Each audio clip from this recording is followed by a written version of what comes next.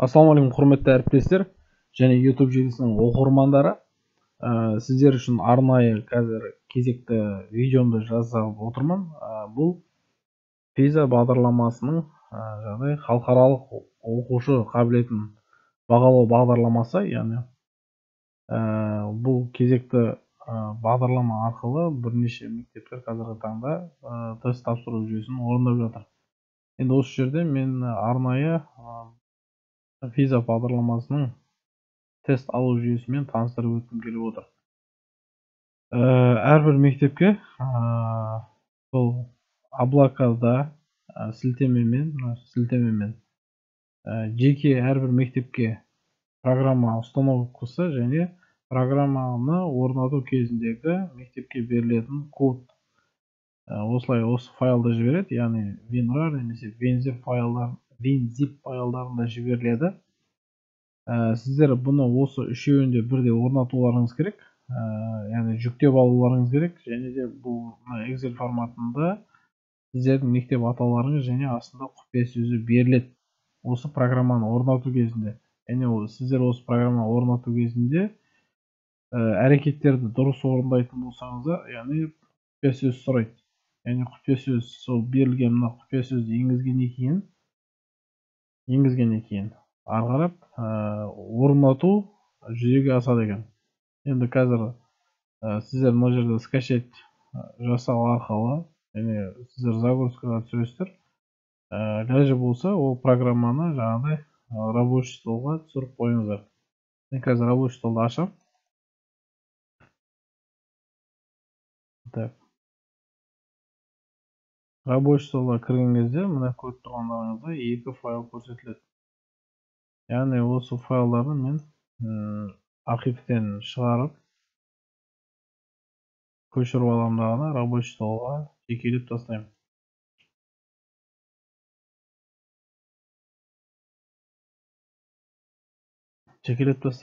Ал енді мына жерде бізге бірінші керегі мына файл. Извлечь жасаймыз.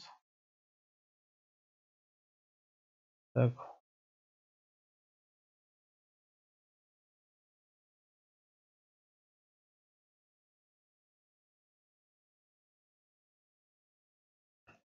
Так, извлечь жасайсыздар, оң жақ батырмасын бассаңыздар, извлечь файлы дейді. Яғни файл папка түрінде извлечь алдым.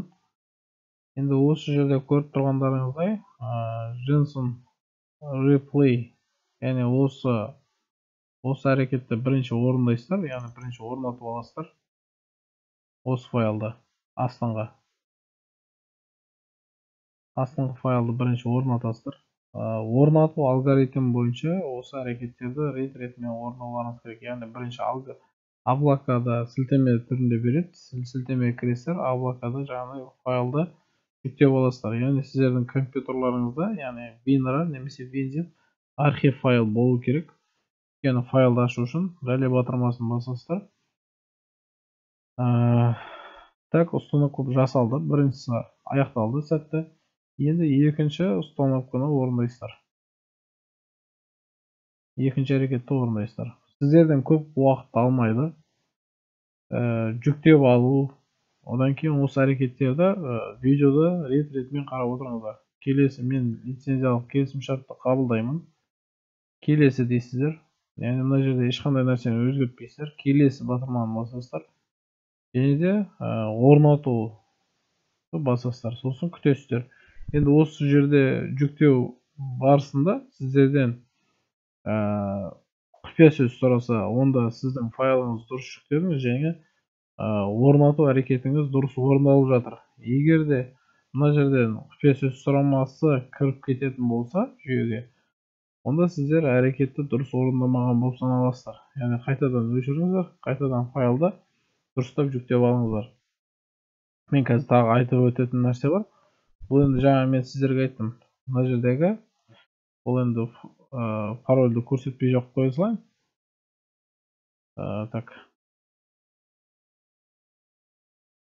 Так. Мына жерде байқасаңыздар, мына Түркістан облысы деп тұр. Осы файлдың ішінде мен мектеп атауы және бізге жеке өзіміздің мектепке пароль беріледі. Бұл пароль басқа мектептерге берілмейді. Бұл тек өзіміз үшін, яғни біздің мектепке ғана берілген жүйе. Сондықтан әрбір мектеп, виза тапсыратын мектепке арнайы осындай установкасымен және құпия сөзімен беріледі екен. Так, мына жерге құпия сөзді мен енгіземін.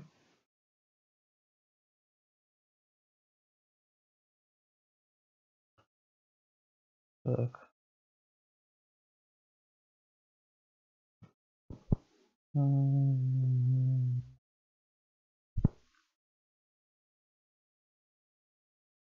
Жарайды ма деген батырманы басасыздар.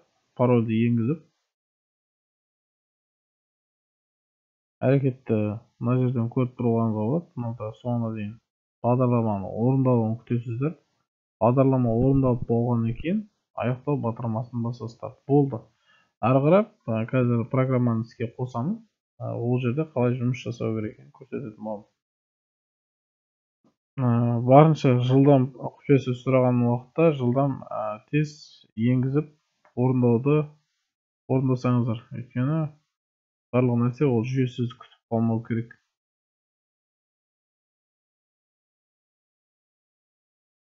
Так, мына көріп тұрғандарыңыздай бағдарлама орындалды, шебер жұмысын аяқтады.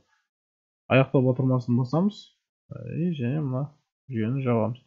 Сіздерге қосымша мына файл береді айтқандай. Бұл файл осы файлмен бірге жүру керек. Яғни мына архивтегі файл просто жай рабочийдегі қоясыздар. Мынадағы жаңағыдай файлды извлечь файл етіп папка түрінде қойып мына жердегідей. И оны жаңағыдай алгоритм бойынша бірінші астындағы файлды установка жасап, кейін үстіңгі установканы жасайсыздар.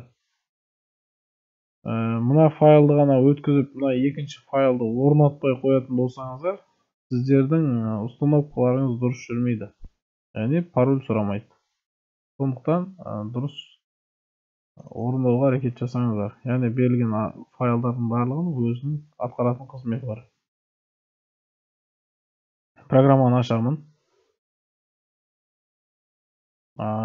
Айтқандай, бұл программада сіздер